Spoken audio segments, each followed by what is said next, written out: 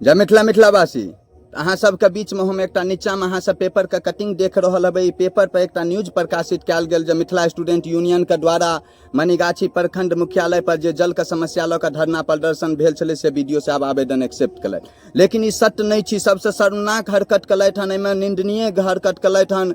की कही हुनका लेल कोनो तरह के शब्दे कम पड़ रहा है। जो हरकत कल दैनिक भास्कर के पत्रकार महोदय विघ्नेश मिश्र जी, जिनकर सामने में हम अहाँ के वीडियो तै द्वारा नीचा में चला देलहुँ हन। अहाँ सब वीडियो में गौर कऽ के देखबै, हुनकर सामने में सबटा घटनाक्रम भेलै। हुनकर सामने में मनीगाछी प्रखंड विकास पदाधिकारी वीडियो हमर सबके आवेदन के फेंक के चलि गेल, लेकिन तकर बावजूद ओ एकर एकटा लाइन में जिक्र नहीं केने छथिन जे मिथिला स्टूडेंट यूनियन के सेनानी सब, इस समाज के बहुत रास आदमी सब जे आयल छलखिन जल के समस्या लऽ के वीडियो साहब लंग वो आवेदन फेंक देलखिन।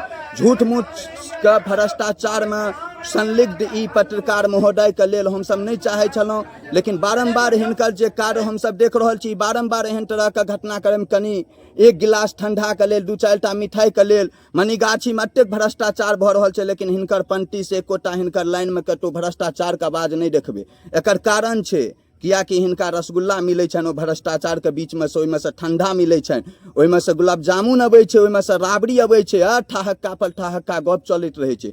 तो शर्म करियो, अहाँ सब देश के चौथा स्तंभ छियै। ई देश के चारम स्तंभ मीडिया पत्रकार के मानल जाय छै। इहा कारण छै जे समाज आइ के समय में पत्रकार पर विश्वास केनाइ छोड़ि देलकै। इहा कारण छै जे आइ के समय में ई समाज सोशल मीडिया पर विश्वास करे छै। वास्तविकता इहो छियै।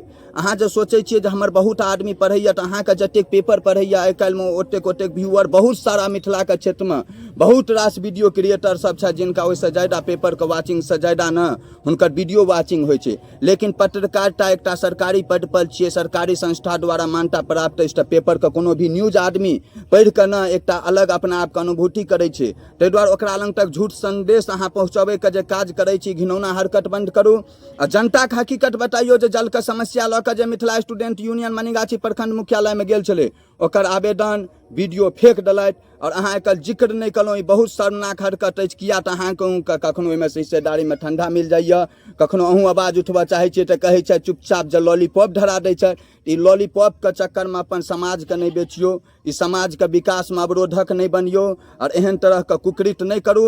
और अहाँ सब क्यों अगर ई वीडियो देखने हैब तो पत्रकार महोदय विघ्नेश मिश्र जी के सच्चाई सामने आयल हैत। अब ई वीडियो के अहाँ सब ज्यादा से ज्यादा शेयर करू। कुकृत कलथि हन, हिनका बतबियौन जे अहाँ के कुकृत में समाज अहाँ के संगे नहीं है।